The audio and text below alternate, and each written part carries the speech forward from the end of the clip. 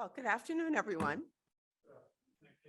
Yeah, we're gonna get started. We have people that are coming in, and we know we have some people on the virtual call, but we're going to get started with our session.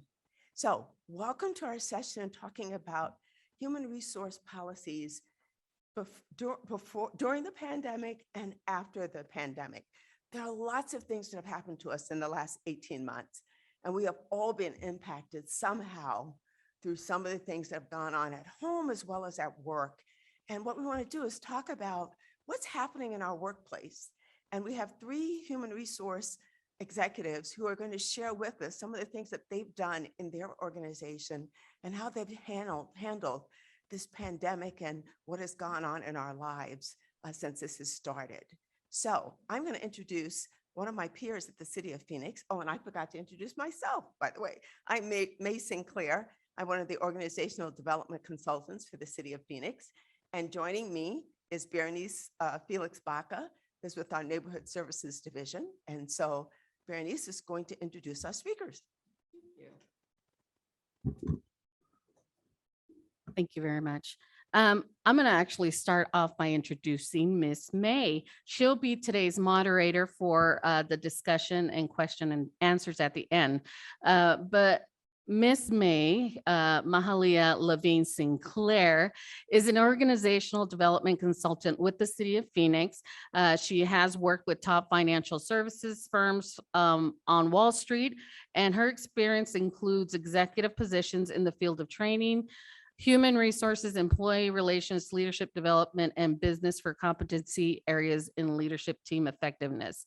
May holds a bachelor's degree from South Carolina State University in South Carolina and a master's degree from the Lake Forest Graduate School in Illinois. Welcome, Ms. May. And then our first speaker, well, I'll introduce everyone, but our first speaker is going to be Erica Philpott, and she is from the Coconino County in Arizona. She serves as the Coconino County Human Resources Director. Her background includes diverse work in the human resources field in the public, private, and nonprofit sectors. She obtained her Master's of Business Administration from Arizona State University, Go Devils, and holds a professional in human resources certification. Ms. Philpott is a member of the Society for Human Resources Management and is an SHRM certified professional. Welcome, Ms. Erica. Our second speaker is going to be Mr. Steve Mason, that comes from city of, what is it, Falls Church, Virginia. Previously in Alexandria, Virginia, Steve served as acting director, deputy human services director, officer in the city manager's office, as a special assistant to the city manager, in the human rights office as senior investigator, then affirmative action officer, and in Alexandria Police Department, where he rose to the rank of lieutenant and enjoyed a variety of assignments. I bet you did in the police department.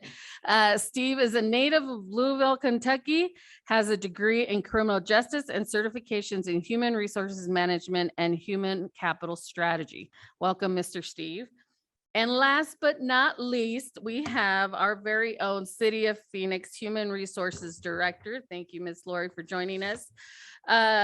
She serves as the Chief Human Resources Officer for the City of Phoenix, Arizona. She previously served as Chief Administrative Officer for the Salt Lake County, Utah, and as their Deputy CAO, overseeing human services before that. Lori holds a master's degree in clinical psychology and a bachelor's degree in psychology. Her clinical training and expertise in organizational systems, in addition to her operational experience, enable Lori to align the work of human resources with the mission and operational goals of the enterprise. So thank you all for joining us, and I will turn this over back to Ms. May. Okay, so we're ready for our first speaker. So Erica, you are welcome to share your screen.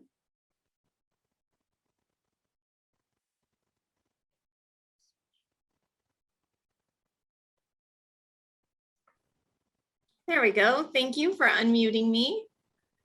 Really helpful. I'll be happy to share my screen. Good afternoon to everyone. Glad to be with you today. I am going to share my screen as soon as Ms. Bernice stops sharing her screen. So it says I cannot share my screen yet. And while I'm waiting to do that, I'll tell you that Coconino County is in northern Arizona. We are not the most populated county, but we are the second largest geographic county in the United States at over 18,661 square miles, second only to San Bernardino County. And so what we like to say at Coconino County is that we are larger than Switzerland and that we have an equal responsibility to everyone within our county, no matter how geographically close or far they are from us. We have 1,200 employees at the county, and we also have the Grand Canyon in our county. All right, and so I am sharing my screen. All right, can everyone see that? Fantastic. Thank you, Steve. I see you nodding. That's super helpful to me.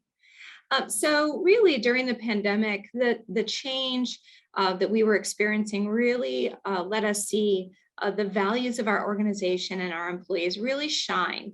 We had employees that retired during the pandemic. We had shortages in departments where we had vacancies, where people were moving to be closer to family or to take care of a grandchild. We had an employee with 53 years of service retire during the pandemic. And so that institutional knowledge was lost to us. But at the same time, super happy for that retiree to enter the next phase, next chapter of their life. And so what we saw was that we collaborated really closely, not just across departments and teams, but also with the City of Flagstaff, with other partners, with the Forest Service, with the National Park Service.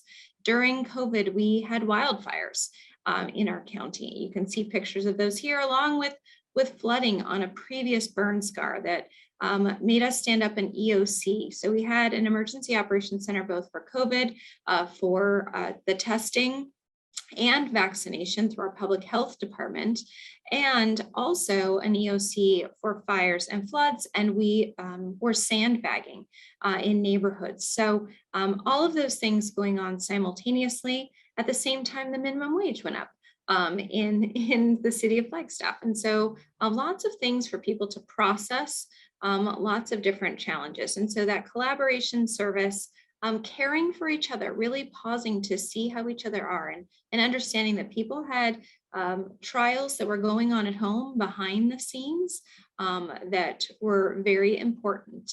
The Navajo Nation, which makes up a great part of Coconino County, was severely impacted by COVID.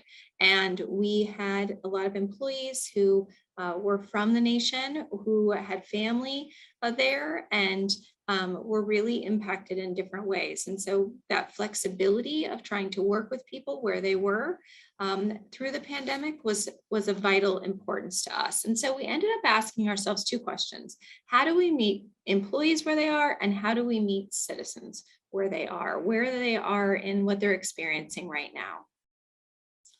So we met customers and citizens where they are through a couple of different ways. We opened a drive-through window and allowed treasurer payments to be made there.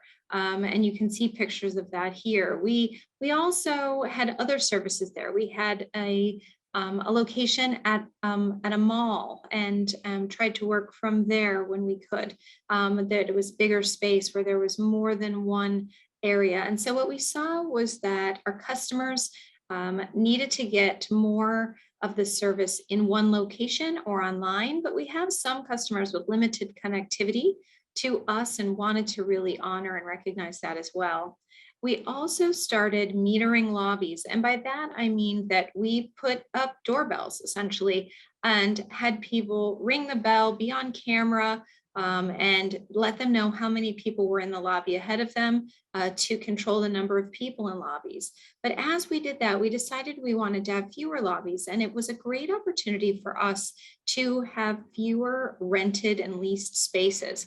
And so in the middle of the pandemic, we moved multiple departments, HR, finance, IT, community development, and adult probation. 5 departments all moved locations in the middle of the pandemic to smaller footprints because we all made telework a permanent piece of our service. And so knowing that we were going to telework in a different way, we were able to reduce the size of those departments and get out of some of that lease space that served customers because there were fewer buildings to go to, fewer different spaces to maybe have to go visit, and less confusion about what building they were in. And that meant there were fewer lobbies for our facility staff to clean as well.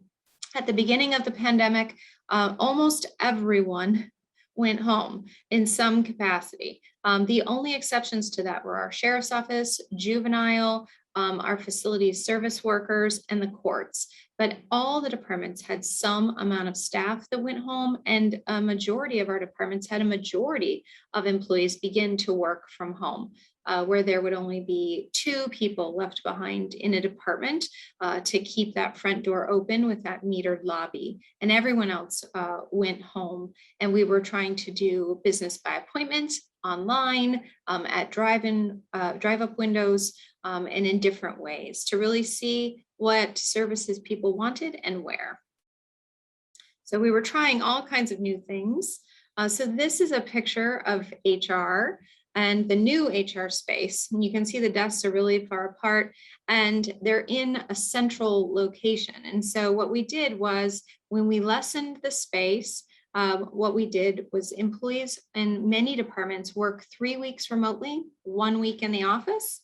Then they work 3 more weeks remotely, 1 week in the office. Because of that, they have shared desks. So no one has their own desk in some departments. In some cases, there are some offices that are for privacy that people can schedule and go in if they need to have a confidential conversation in the case of HR about benefits, workers' comp, those type of things. But that these shared spaces, everybody, IT worked so hard to get us up virtually on Teams and Zoom and get everyone a laptop because we ended up having a lot of docking stations where employees could touch down.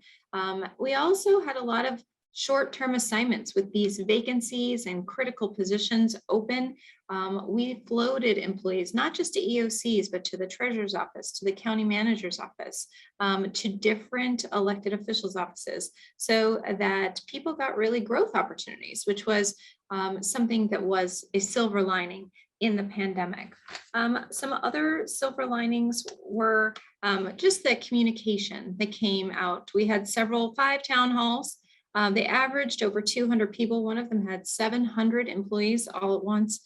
We also had regular and frequent communications from the county manager. We set up an employee reentry and advisory council to really brainstorm and bounce ideas and bring back what they were hearing from employees so we could understand what was being said that wasn't always being said to departments, to HR, to leadership, but what people were concerned about. And we did a survey and we found that in June, the majority of our employees were hopeful.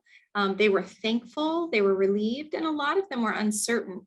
But they were also thankful to be working remotely. And even the employees who didn't work remotely at all were thankful to have fewer people in the office. And so that was really important to make sure that we recognized those who stayed in the office all of the time.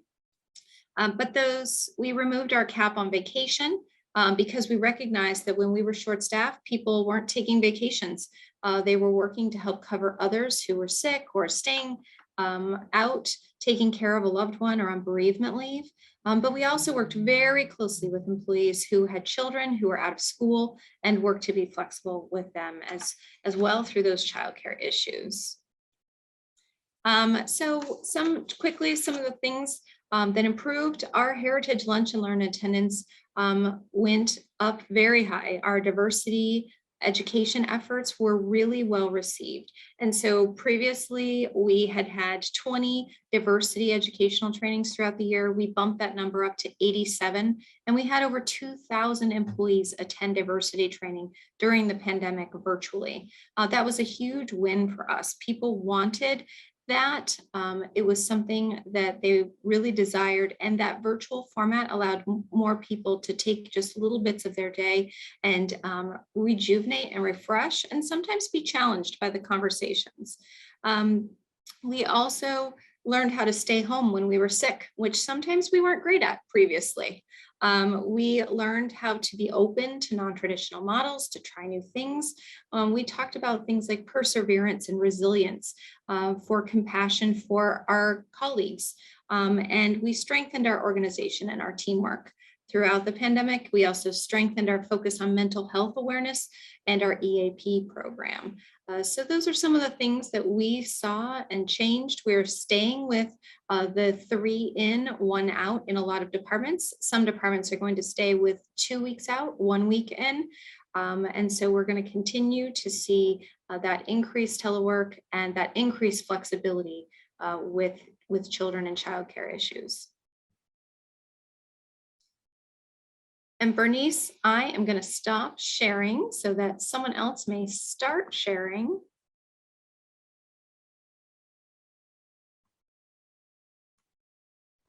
Got me. Thank you so much, Erica. As we get ready for Steve to share, I do want to ask you a question, Erica. You mentioned about your 5 departments that moved so you can reduce the footprint. Tell us about that. How was that to manage?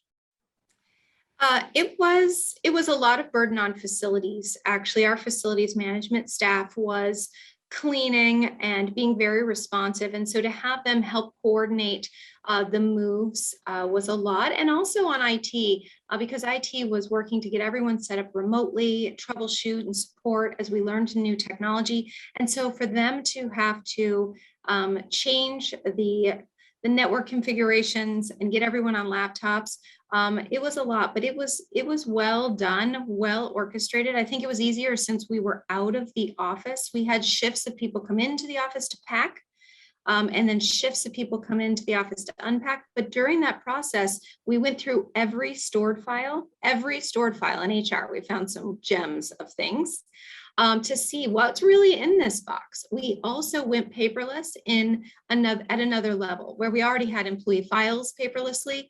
We went through and made more of our files paperless, and particularly binders. Our new space doesn't have a lot of shelving for binders.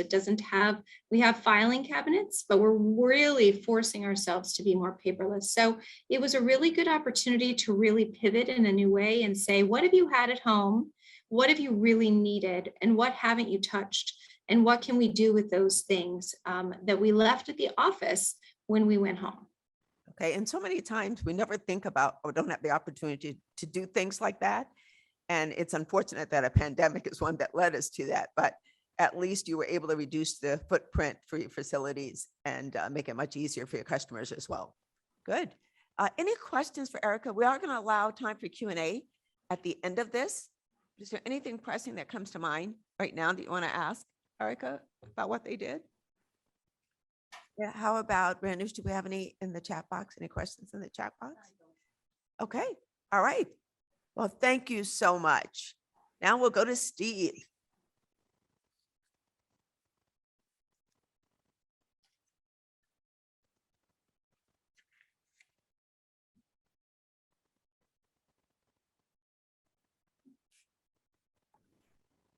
Trying to figure out how we You got your PowerPoint up. get to the video or get to the screen. Hold on.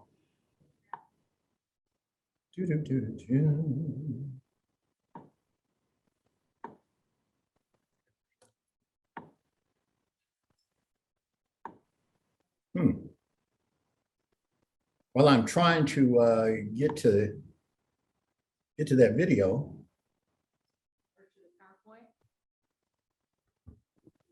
So what am I doing wrong? If you want, I can pull up the PowerPoint on my end and I can work the slides for you if you prefer. Oh, that'd be perfect. Thank you.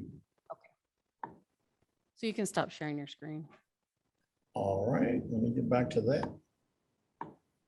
Oh, gosh. It's kind of crazy. Hold on.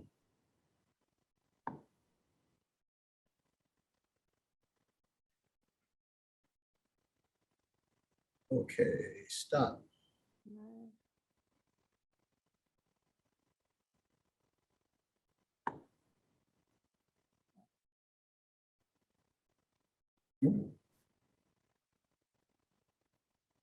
Okay, are we good now? Yes, Bernice is gonna share the PowerPoint.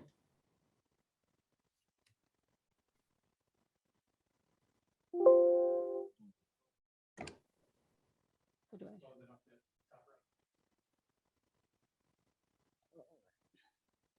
It was easy for Erica. I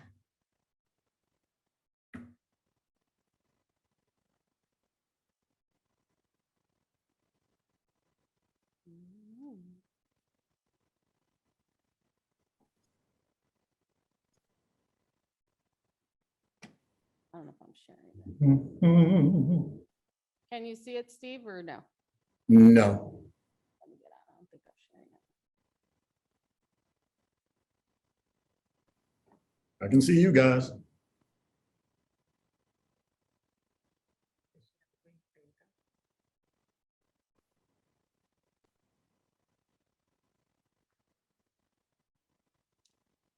Lord, Lord. Yeah, we were almost there.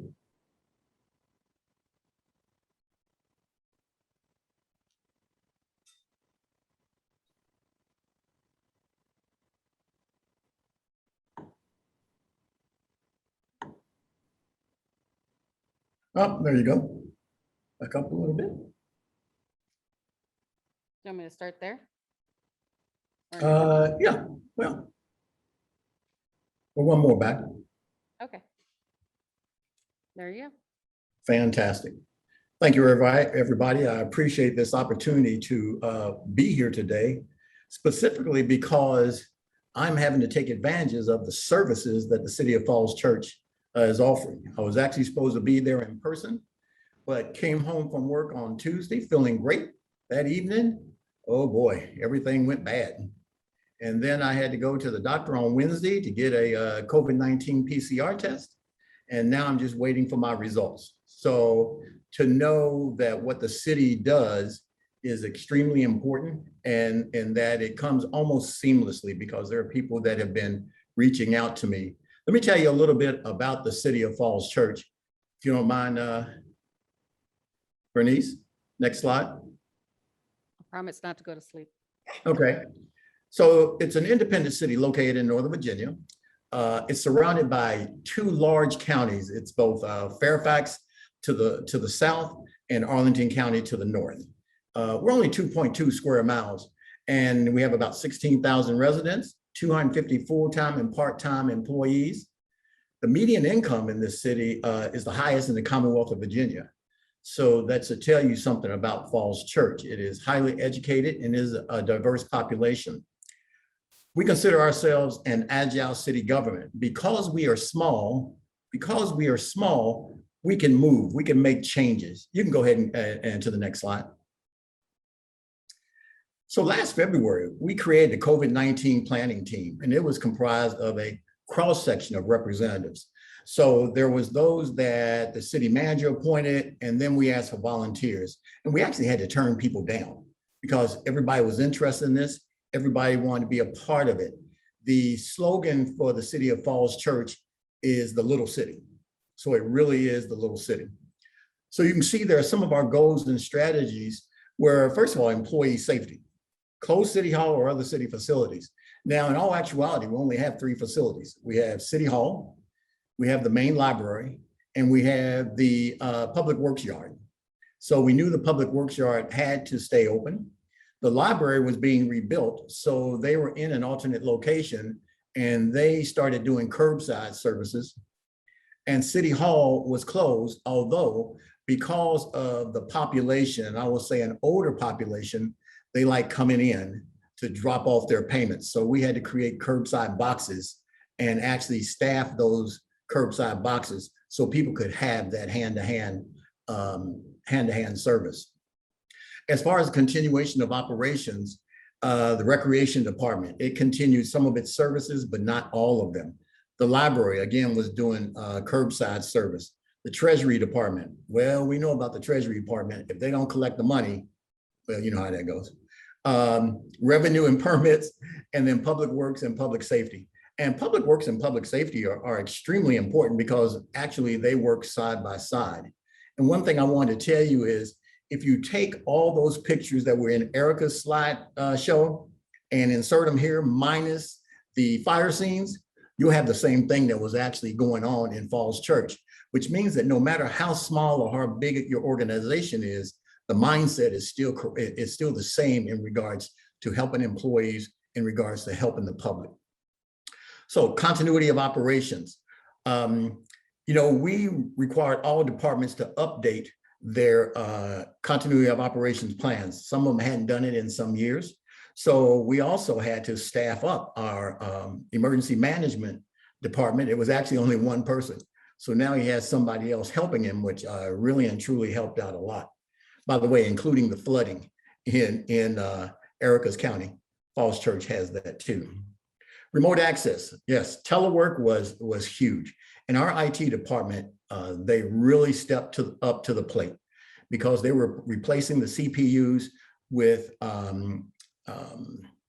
Surface Pros and making sure that there was remote access. So anybody that needed it, they could have a telephone, they could have a Surface Pro, and then any of the accoutrements that would make sure that they are attached to the city.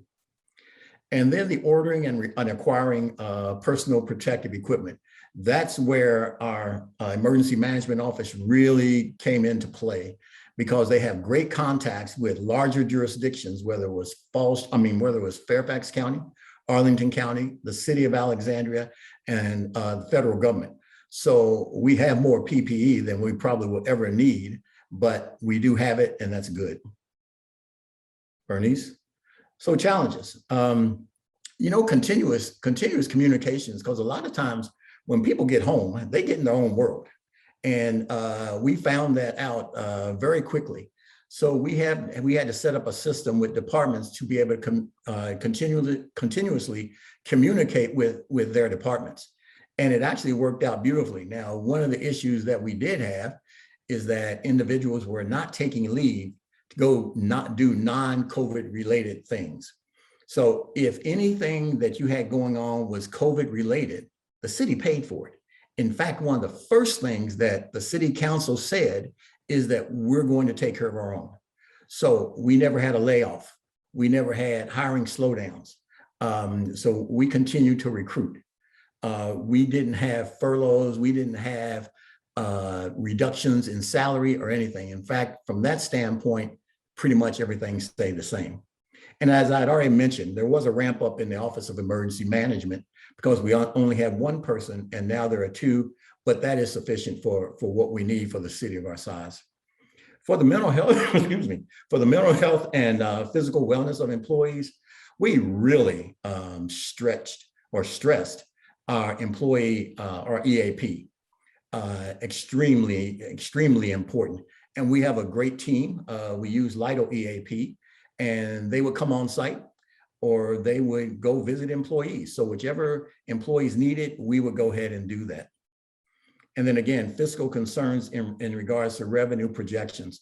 Well, although finance didn't like the city manager saying, make it so, but they had to do it.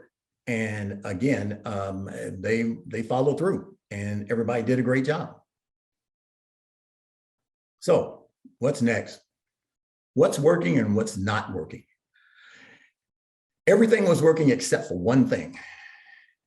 Prior to Delta variant coming on board, we were having employees having a hard time getting back to work.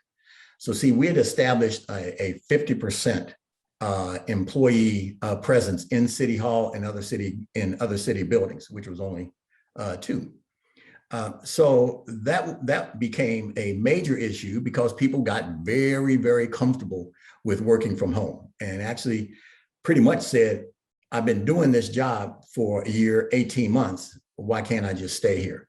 But we are a front-facing organization. So we still have counters. We still have people who need to see us visible. So, and another issue was that people were not returning calls when they were being called. So we had to deal with that issue. Again, bring employees back or continue aggressive telework operations. We still really support continued telework operations. But we do want to make sure that people, when they're teleworking, that it is not replacing childcare or taking their children to the doctor or anything like that. So that has been working out quite well. And again, although we haven't instituted childcare payments, we have been looking at that as one of our options. Employee salary and benefits, well, as I said, it's working because we've actually increased some employee salaries because we found over the last year that employees could go to other places and get a little bit higher salary than what we were offering, particularly our lower paid employees. So we've been doing compensation studies and we've been addressing that. Vaccination and education and requirement. We, along with other Northern Virginia jurisdictions, as well as the federal government, if you didn't hear, the federal government just initiated mandatory vaccination without no option for testing. So I think what that means is that if you don't get the vaccination, you may very well face discipline and or termination.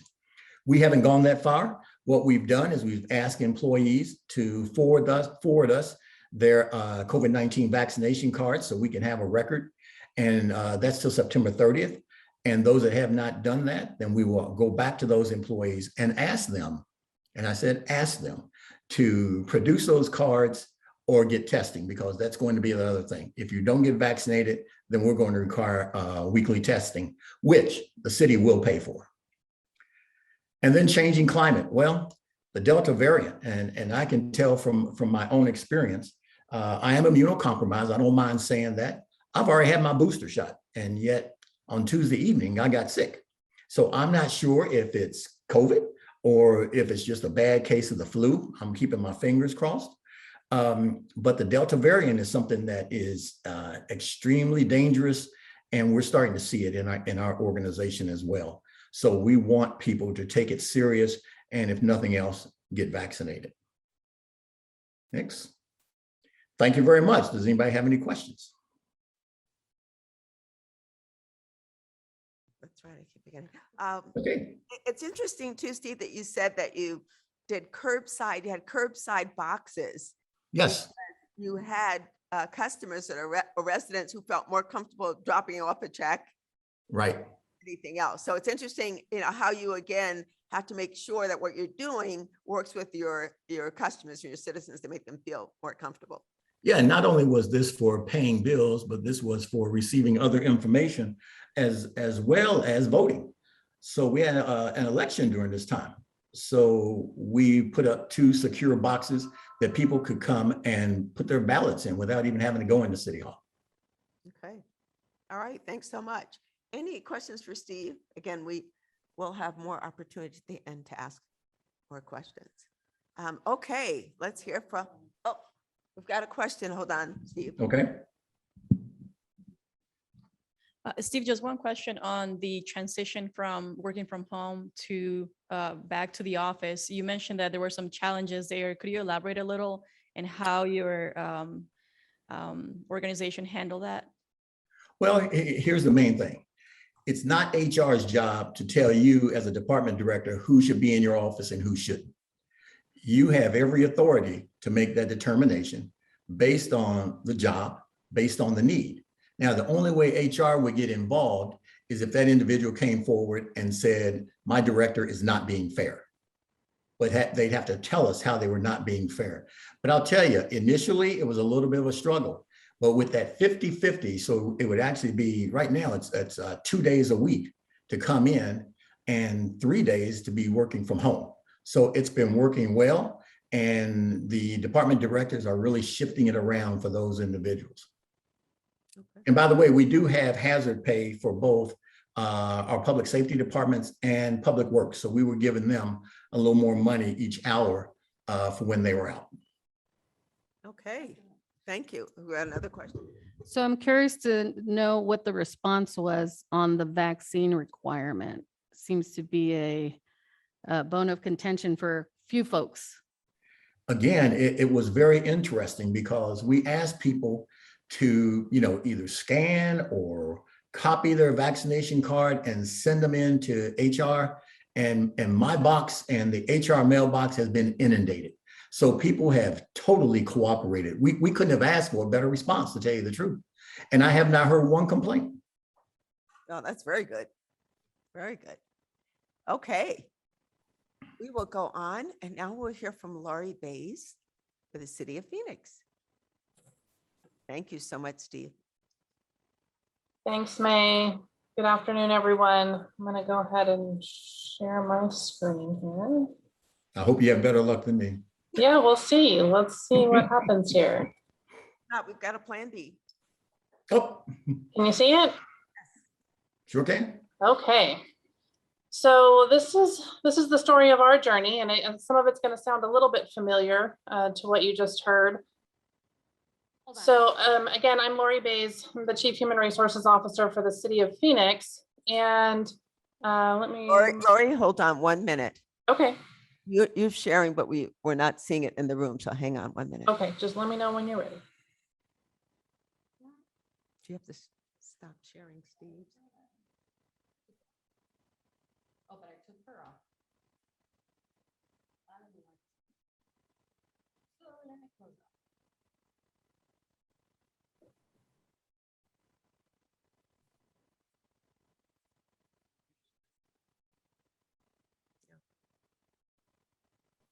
I've said throughout this pandemic that all of the new technology that we've acquired is both a blessing and a curse.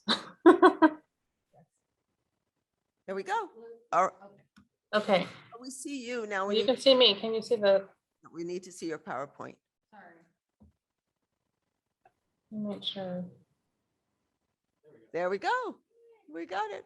Can you see it? Okay. Let me make sure I can click through. Okay, so we are the 5th largest city in the country. We have about 14,000 employees, so we have a fairly large workforce. And we have about 35 departments and about 400 programs. So we're really working with a diverse set of employees doing a diverse set of work. And we had to think about that as we were working through the pandemic and making decisions on how we were going to handle things. And we typically have been a very traditional organization, but when the coronavirus came along, we really had to think about things differently, and it turned our world upside down in many ways. So what did we do? How did we react? We came up with a kind of our slogan, which was we wanted to be flexible, accountable, and realistic, and that would allow us to go far in dealing with this situation. None of us could have imagined that when we started dealing with COVID, that it would still be going on at the intensity that it is at this point in time. But it has been something that we've had to persevere through. And in HR, one of our mottos was similar to that of our friend Dory from Finding Nemo, which was just keep swimming. So we sing our little just keep swimming song. And we sometimes just have to keep going and just have faith that it's gonna all work itself out because it has been tough at times, and having a little bit of humor has helped us. We've really focused on basing our decisions on operational needs and not having a one-size-fits-all vantage point because it doesn't work for us. Like I mentioned, we have a diverse set of employees doing a diverse set of jobs, and we have to take that into account. One of the big things that we did is we made a huge shift in our workforce to get about 25% of our workforce teleworking.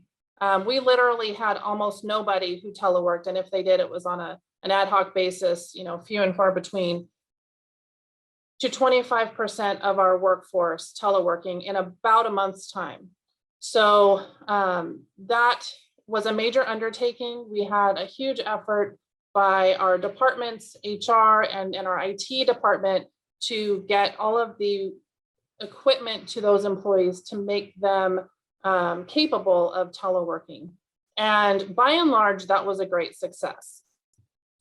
We also had the majority of our employees, about 75%, remained on site because the work that they do requires them to work on site. So that was something important to recognize. And to Erica's point earlier, you know, it was important to value both our remote workers as well as our on-site workers, and to recognize the contributions that they were making in different ways and still are. We really tried to balance, and this has become an ongoing effort for us, balancing the needs of operational needs, our services, and the safety of our employees and our customers. And so we're consistently thinking through, how can we continue to provide services at the highest level possible while still maintaining the highest level of safety for both our employees and our customers.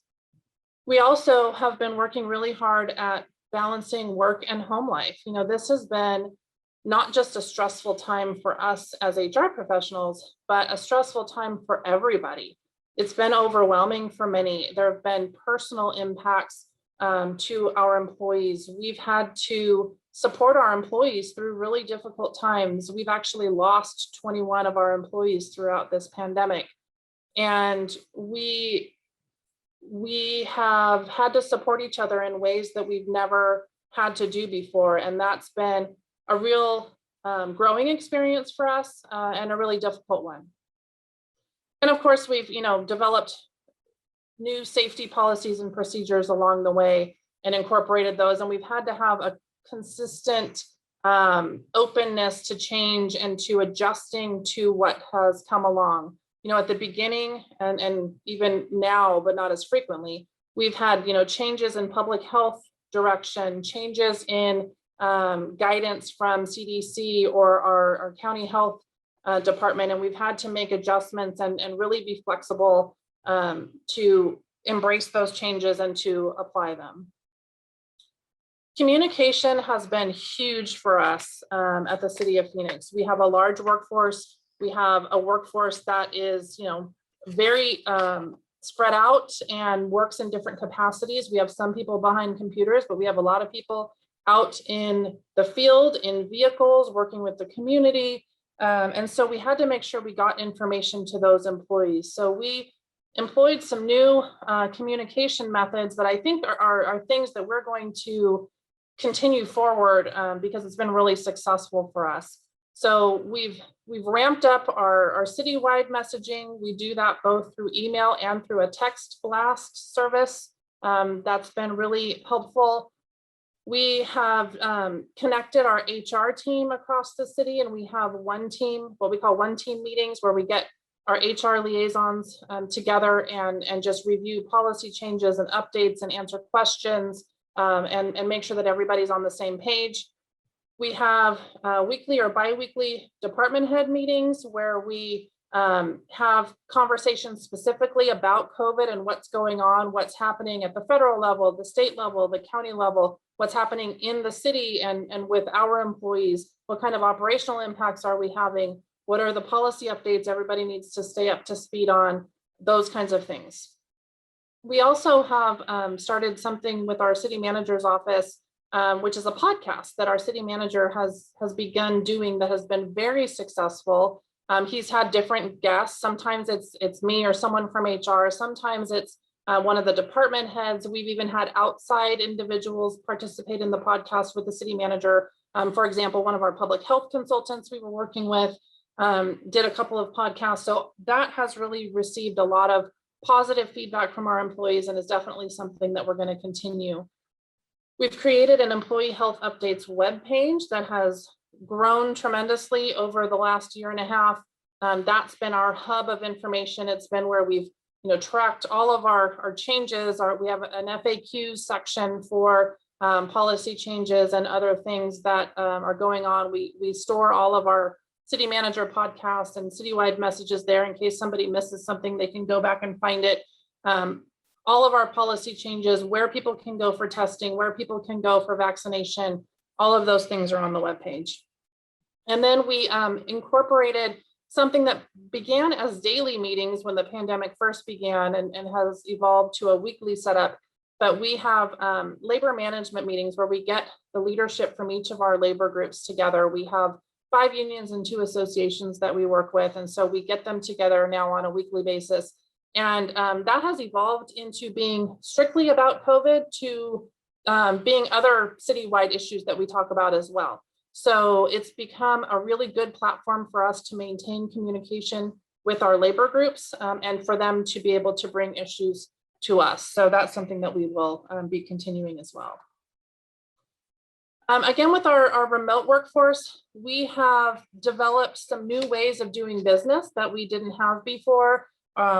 Virtual work environments, automated processes that we didn't have. As I mentioned at the beginning, we have been a traditional environment. We haven't done a lot of automated online processes, definitely didn't have the virtual work environment. And that's changed. We do a lot more of our HR processes online and in a virtual environment now. We do a lot of interviews over WebEx or other video conference platforms. We use a new automated online process for our industrial injuries. Electronic signatures is something we're trying to incorporate in a lot of what we do. We've also developed online training and development opportunities for employees. New employee orientation is now something that's partially automated, partially virtual. So there's a lot of things that we've changed. We even did our labor negotiations this last year in a largely virtual setting, which was a huge undertaking, as well as our procurement processes. We used to actually have our procurement all on paper. People would literally send in their RFP proposals in envelopes, and now we do all of that electronically, which has been great. And of course, virtual meetings and trainings and other seminars. We've really tried to be heavily employee focused. We've always been a very employee focused organization, but this has been an opportunity for us to really hone in on employees as whole people and not just people who are providing work for the city.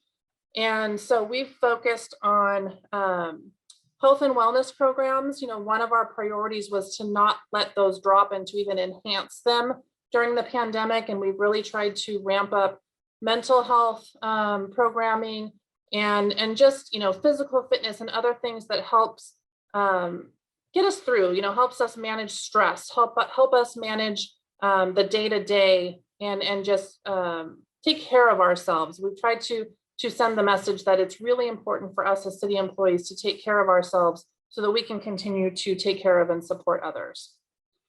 That work-life balance has really been a focus. We know that employees have a lot of needs right now and we need to support them. Childcare has been a huge challenge, especially over the last school year where many of our schools were closed.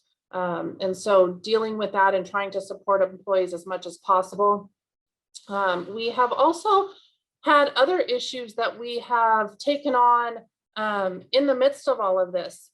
As all of you are aware, I'm sure, there were many conversations that began out of the protests last summer, trying to have a conversation amongst our city workforce regarding race and equity and how do we respond to the events that are going on in our communities across the country. How do we, as city employees, want to respond collectively to those conversations? How do we want to contribute to social justice in our communities? And we've had a series of dialogues over a 9-month period that we put together, and actually May was very instrumental in that, that were things that I think helped our employees focus on finding solutions, having conversations that are really important, and dealing with real issues while also dealing with work and helping to find that balance. Doing that processing, I think, helped our employees be able to then leave those conversations and focus on their work and other things that they needed to do. And we had a tremendous response to the series. Some of our series had more than 500 employees attend, which is, really remarkable for one single event. So that's something that we're now talking about. How do we continue that momentum? How do we continue those conversations in supporting our employees and identifying how we as a city and as a government organization are going to respond to our community needs? We've also developed an internal human resources COVID team that has been really instrumental. And along that note, developed many what have become public health services. We kind of joke, that some of us in HR can now add public health professional to our resumes because we have developed a testing program for our employees that we operate. And we use a vendor to actually provide the testing services itself, but we've become very well versed in what it takes to do COVID testing. And we also had a vaccination program that just closed actually at the end of July. Our demand dropped off to the point where we no longer could provide that service. But we had an employee vaccination program that was very, very busy for a while between March or April and July. And so we want to continue to find ways to provide those services. We've incorporated some of those services into our employee health clinic. And so we are continuing to find ways to support our employees there. We also have a contact tracing team for the city. So every time we get a positive notification of a COVID case, that team is the one that does the contact tracing. They make sure that we have all of the documentation that we need, conduct cleaning if that's necessary, make sure that the employee has the appropriate leave to use it and all of those kinds of things. And, as this pandemic has gone on, there have been some lasting impacts and we're sort of at a weird point, I feel like, where, we're moving into that ongoing phase and trying to figure out exactly what that's going to look like. And I like the title of this segment today, The New Abnormal, because it certainly is different than it was prior to the pandemic. We are continuing our telework program. We've established a protocol for employees to be able to apply to telework on an ongoing basis. That's based on operational need. And to Steve's point, it's at the department head's discretion. We have an outlined administrative regulation. We have a form that's used, to make it consistent. We have training programs for both employees and for managers on how to telework successfully. And when we move into our return to the workplace phase 3, which we're not quite there yet, that's when we'll go into our ongoing phase of telework and have that be more of a permanent program that we implement. We also have, of course, our health and safety programs. That includes some of the things I talked about. Some of those will continue. We'll make adjustments over time, but we're definitely considering employee health as a higher priority than we did prior to the pandemic. One of the things that I'll echo that Erica mentioned about, we're staying home when we're sick now. We're not powering through and just toughing it out and coming in with all kinds of symptoms and passing it around to our coworkers. We are taking better care of ourselves and making sure that we're also taking care of others when we do that. We're using a lot of virtual meeting options. When we transition to our phase 3, we will still use more virtual meetings than we did prior to the pandemic. Right now, they're required as our primary option, but we do have opportunities for people to meet in person if necessary with appropriate safety protocols in place. We will continue to have our communication channels that I mentioned. That's going to be a lasting impact of this pandemic that I think is going to serve us really well. Oh, and something is stuck, but there it goes. COOP planning. I think Steve mentioned COOP planning. We have found that COOP planning is actually worth something. we I think didn't really take it as seriously as an organization as we should have. And we've had an opportunity to really shore up our COOP plans and to make sure that we're ready for any type of emergency going forward. So just to sum up, we've improved and innovated our delivery of city services. We've increased our employee productivity, if I could talk. The departments that I hear from who have a large number of teleworkers, many of them have said, this has worked really well for us. Our employees are more productive, they're happier. We want to keep doing this. And so that's really contributed to us continuing our telework program. And we found new ways to connect. You know, it's not the same as it was, and hopefully someday we'll have more human connection than we're able to have today. But we have found ways to do meetings where we, you know, spend a little time just chatting, continuing to maintain those human connections, to have those relationships that are so important in the work that we do. And we're just finding new ways to do that. So that's all I have. Thank you so much. I appreciate your time and attention today. Okay, thank you so much, Lori. Questions for Lori? We've got a hand up already. Let's get the mic back there. Hey, Lori, it's Sam. I actually just wanted to make a comment. So I'm from the city of Phoenix, and I have to give a huge shout out to Lori and our human resources department. It was incredible what they did for us. I was like really thankful just as a regular person, all the testing and availability that the city provided us. It was such a huge relief to have a place for not just myself, but our households to go to.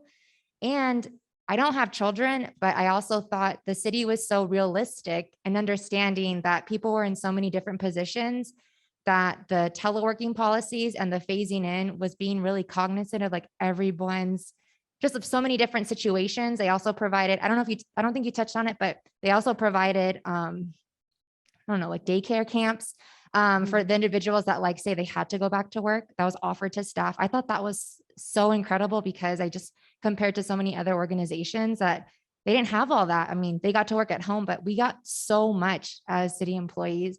I just thought it was truly incredible. So I just wanted to give you a shout out, Lori, because I felt like one of the best things was that communication. We've gotten so much better at it.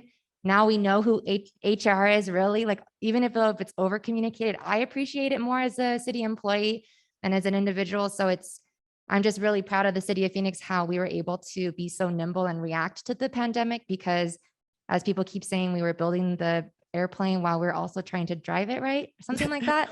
Fly it. Well, yeah, but it was just so incredible. And so many cities have done that, but I was so appreciative of it. So Lori is amazing. Like, I really think people should reach out to her if you have questions, because this demeanor that she has now, it's what she gave to us through the entire pandemic and today. And I appreciated that like steady voice and that calmness throughout it all. So thanks, Lori. Thank you, Lori, of course, and definitely thank you, Sam, for mentioning that. I want to follow up with the question as far as HR's role, and I'll ask this of Steve. I'll start with Steve first. So how did you see the role of HR changing through this time? And we'll have to unmute you, Steve, before you start. There you go. Thank you. Well, I think we were upfront with the whole planning, with being a strategic partner at the table, because a lot of times HR is left out. But we found ourselves being in a position to make recommendations. And we were concerned about diversity. We were concerned about equity. So we wanted to make sure that department directors weren't doing things based on, I like you, but I don't like you. So there was a big part of HR being in the front and watching what other departments were doing and making those recommendations and changes to the process. Great. Okay, thank you so much. Erica, what about communications? Any communication strategies that you felt really worked well? Oh, Erica, we're going to unmute you. There you go. Okay, great. Thanks. You know, we're really communicating regularly to our elected officials and department heads is really important, because departments were being nimble in their own way and trying to solve problems, and then sharing their successes and even their struggles with everyone else was really important. We did have a phased reentry where we came back into the workplace, and we at that point had a group of employees, a rather large group of employees, who hadn't set foot in a county building in 16 months. And having them come back was huge. And having them then rotate into that 3 out, 1 in, or 2 out, 1 in was a huge pivot for them. And we saw different successes in different departments. We had some departments who said 3 out, 1 in, all in 1 week. And we had other departments that were more flexible and said, you have to work 5 days in the month, you pick the days. Well, that sounded fantastic, except for that then they had employees call in sick on all 5 of those days. And so what one department did was, we want to honor when you're sick. We've all been asked to stay home when we're sick. And so when you call in sick, you're gonna take a sick day. You can't work remotely that day, and you need to swap out and work a different day in the office. Where we had other departments who were like, we can't lose the productivity. We need them to still work remotely when they are sick, if they feel like they can, and they're saying that they can. But having those departments that had that 1 week all together allowed us to use a policy as HR professionals, which is if they were out for 3 or more days continuously sick, they had to return with a doctor's note. And the departments that did that saw fewer employees calling in sick. We also saw that if employees came in on the weekend, they saw the space, felt more comfortable with it, and were more able to return back. In their mind, it had become something else. And so just communicating what people were trying, what they were facing, and being really upfront, as Lori said, having FAQs where we were being really transparent with the entire organization. Now, what about new employees? Because you all said that you were hiring. So talk about the onboarding process. Any significant change that you made there to onboarding? And I'm going to ask Lori, and then I'll ask Steve. Yeah, so we used to do our onboarding in person on paper. And then we had people come to an in-person new employee orientation. So we've really switched that. We actually were fortunate that we had already been working on an automated onboarding system prior to COVID that we were ready to launch. So we began doing the vast majority of onboarding online with employees, and then they would just have to come in to do their I-9 documentation, and that was it. We not only saved a ton of paper and probably a few forests by doing that, we also, really helped keep our new employees and our existing employees as safe as possible during that time. And then, as I mentioned, we switched our new employee orientation to a virtual format, which has had its ups and downs, and we've had a few bumps, but we've managed to work through them, and that's been something that's been good. It's the part I don't like is that you don't have that camaraderie and that group interaction right off the bat with a new set of colleagues, but it has been actually very productive. We've been able to get people through it in a shorter process. And so there are going to be elements of that we want to keep, and then other elements that we might want to bring back once we're able to be in person again. Good, thank you. Steve, what about you? Two things. First, I totally agree with Lori because it became more efficient. It didn't take as long a time. What we were doing was we were automating the forms and sending them to employees in advance. So including directions as far as the health benefits are concerned, because sometimes you bring them in, and you're trying to explain the health benefits to them, and they need to go home and talk to their spouse or some significant other in order to make a decision. And they have 30 days, within 30 days of hire, to do that. The other thing that I didn't point out earlier, which was something that was of extreme concern for employees, is the cleaning of the facilities. So we had cleaning crews that were coming in the morning, and then they were leaving and then coming in the evenings. What we changed was they were to be on site all day, and that has worked out fantastic because employees were really concerned about the spaces that they were coming back into, thinking that COVID was sitting there waiting for them. So we did a robust and a very aggressive facilities cleaning program. Okay, thank you. We have a question from the group. Yes. Yes. Hi, everyone. This is Aubrey. I work at the City of Phoenix.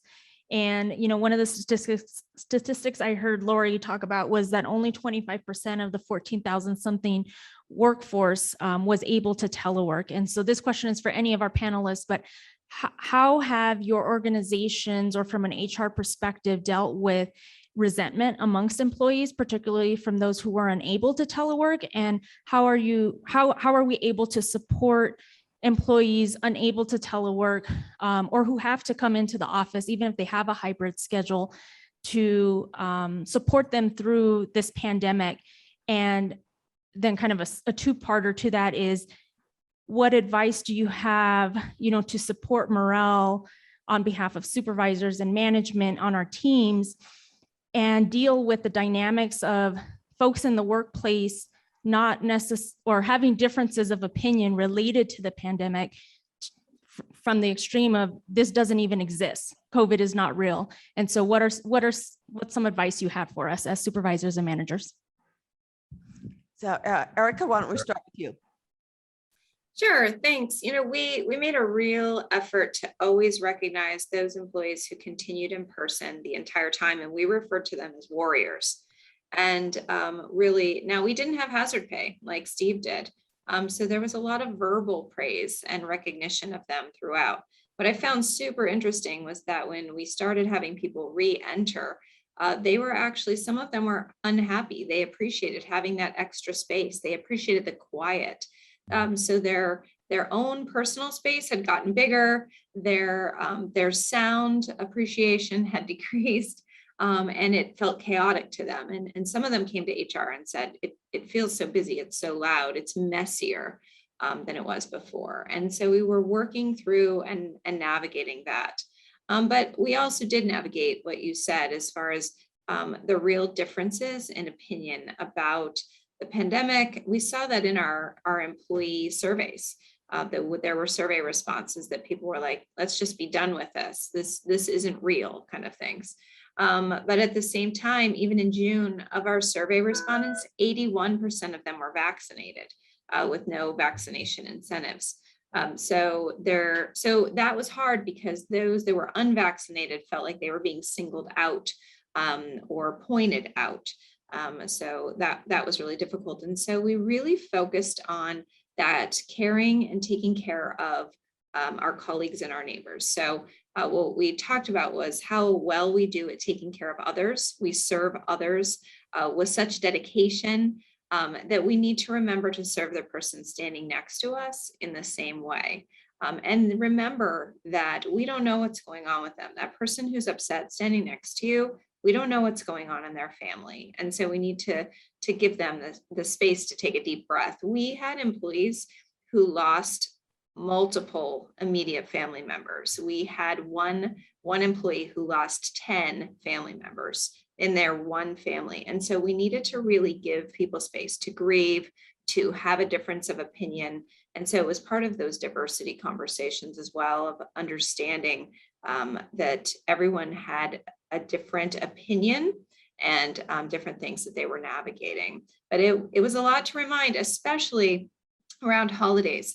At one point I was like, please stop sharing what you're doing on holidays, because people are like, what do you mean you're traveling for that holiday? Like, we're not even going out and you get to barbecue. It was like, stop talking about that. So we did remind people. Some people might be upset by your plans. Maybe their family's been impacted in a way that they're not able to do that at this point, or they've lost someone dear to them who was, the hub of that celebration. So those conversations were really important. Let me hear from Lori and then we'll do a wrap up. Lori? I'll just add that we, one of the things we tried to do was to focus on, everybody has a role. Some people's role is to work behind the scenes, and that may afford them the opportunity to work remotely. Some people's role that they've chosen is to work in a frontline job, and that requires a different location, a different way of doing their job. And that's what we need everybody to do, is to embrace what it is that they're doing. And we've also tried to really focus on facts and providing as much factual public health information as we can to try. We did a few things with some of our field departments trying to do some myth busting and deal with some of the rumors we were hearing that were not factual, and to provide accurate information, because we wanted our employees to be able to make informed decisions based on accurate information, not based on rumors or things that they were seeing on social media that weren't factual. So those were a couple of the things that we did at the City of Phoenix. So I have a final, well, first of all, any other questions from anyone in the audience? I have a final question for each of you. So how has this experience helped you to grow personally? I'll go to Steve, and then Erica, and then Lori. Well, first off, being in the front lines of the strategy and operations, and then also having to take in what the city has done because of my own situation, it's really helped me grow to appreciate what the city is doing, and that what we're doing is fair, it's objective, it's not politicized. So even when it comes to people complaining about whether or not they can telework or not, we look at their job description and we all make decisions about our jobs. So, you know, that's how I have grown. But the other point I wanted to make was, and Erica, you know, you brought up a point in regards to warriors. And what we did was, and it started with our police department, changing that word from warriors to guardians. We want them, not just the police department, but now we've extended that to our city employees, that we want you to be guardians of this city and guardians of our process. So I've gained even more respect for how this city does what it does. Okay, Erica, what about you? I learned a whole lot more about epidemiology. Being in a county, you know, the public health department really responded. We hired so many people. We had so many employees float to help out. And we stood up a tent. We have snow in northern Arizona, which a lot of people don't know. And people stood in the snow to test people. And people came from all over the state. They came from other states to be tested. They sat in their cars for hours on end in order to be tested there at our facility. And so we changed our county park to a testing location originally, and then vaccination. We hired nurses. We hired pre-med students and all kinds of employees and different people of various backgrounds. And we served a lot of homeless people. We also stood up a hotel as a homeless shelter for people who were COVID positive. And so really looking at our community as a whole, coming together as a community to serve community, was very rewarding. It's a reminder of why we're in public service. It's a reminder of all the different ways in which we serve. And I think it's helped me to be more grounded and more patient as we navigate big change, because we will always see the silver lining. We'll come out of it together. We'll keep swimming, as Lori says, together as a team, as one county. And there's a lot of pride in that. Thank you, Erica. And Lori, what about you? How have you grown personally? Well, I have always been someone, I really went into this role because I believe that employees are the heart of any organization, and especially in public service. But I think this has been an opportunity to really see our employees as whole people who are, you know, multifaceted, who bring a lot to the table, and that a lot can be good and it can be, you know, burdensome. And we as an organization and as leaders of an organization need to learn to better embrace the holistic nature of our employees, because the better job we do at doing that, the better we're going to be able to support them, and then they're going to be able to do a better job serving our community. And that's been an opportunity that I've had, and that I think a lot of us here at the city have had, to view our employees, the good, the bad, and the ugly throughout this last year and a half as people, and to learn about them and to embrace, you know, supporting them in new ways. And that's been really rewarding. Thank you. So let's thank our guests. Let's give them a round of applause. So again, thank you, Steve. Thank you, Erica. Thank you, Lori. We appreciate what you do in your role as HR officers. We know the pandemic is not over. We're still dealing with challenges, and it's still stressful for a lot of cities. And we just appreciate the role that you guys play in helping us to feel better as employees. Thanks so much. Thank you, everyone, for joining us. Thank you. Thank you. Thank you.